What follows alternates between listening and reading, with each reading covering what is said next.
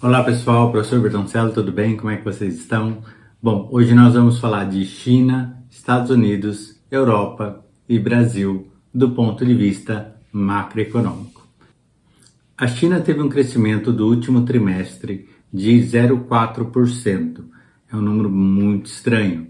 A inflação acumulada ela está na faixa de 4,6%.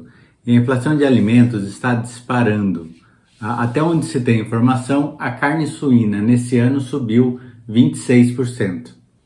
O que isso significa? Do ponto de vista de China, absolutamente nada, porque afinal não dá para confiar nos dados oficiais do governo chinês. Por isso que os lockdowns me parecem apenas mais uma maneira de manipular os dados e culpar os baixos resultados justamente por causa dos lockdowns, mas não faz muito sentido do ponto de vista econômico. Vamos falar de países que têm dados oficiais. Na Europa, quando se fala de Europa, é muito grande falar de um número absoluto, mas vamos pegar a Alemanha, que é a maior economia. O crescimento do trimestre foi de 0,3%. A previsão do ano é que o PIB caia 1,5%. Isso porque quando o inverno chegar e não houver o gás, a inflação deve disparar acima de 8% e o PIB deve cair. Vale lembrar que a Alemanha está lutando contra a visão russa de mundo. Então, por isso, eu torço muito para que a Alemanha dê certo. O problema é que essa agenda ambientalista de alguma maneira fragilizou muito a Alemanha e por esse motivo eu temo que pelo menos nos próximos 2 anos eles vão perder essa guerra. Vamos falar de Estados Unidos. A inflação acumulada dos Estados Unidos está em 5,31%. O crescimento até agora é negativo, menos 2,2%. Apesar de um PIB negativo, os Estados Unidos estão em pleno emprego e aí tem alguma coisa errada acontecendo.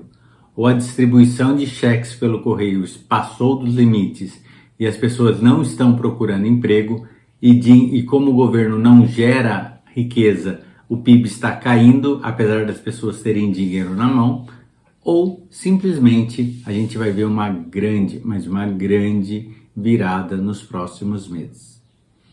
E agora, vamos falar um pouquinho de Brasil? O PIB brasileiro subiu 2,2% nesse ano. No mesmo período, a inflação está em 4,77%. Eu fiz um vídeo até falando que o PIB deveria crescer 2%. Errei, já cresceu 2,5%. Como não há possibilidade de retração esse ano, muito provavelmente nós vamos chegar perto de 3%. Resumo da nossa ópera: o governo americano está contratando uma inflação não só para esse ano, mas para o próximo ano, dificultando muito a economia por lá.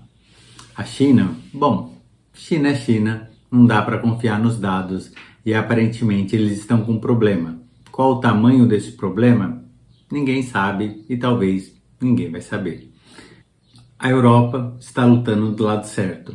Apesar da agenda ESG 2030, blá blá blá, eles estão lutando hoje pela liberdade. E talvez, de alguma maneira, isso sirva para que eles repensem essa agenda verde sem nenhum sentido, principalmente do ponto de vista global. E o Brasil, surpreendendo. Nós temos um segundo semestre muito bom pela frente, provavelmente o emprego cai abaixo de 8%, já começou a dar sinais de melhoria da renda, mas para os comerciantes e para as pessoas. Talvez esse ano vai ser muito bom comparado ao mundo, mas o Brasil não está sozinho no mundo. Se a crise lá fora realmente acontecer, vai arrastar o Brasil junto. Por esse motivo, tem uma reserva. Vale a pena entender que a gente depende do mundo e de alguma maneira o mundo depende da gente.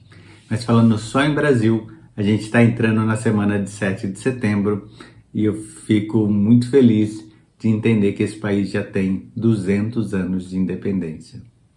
Parabéns para o Brasil, parabéns para vocês. Muito obrigado. Até a próxima, professor Bertoncello.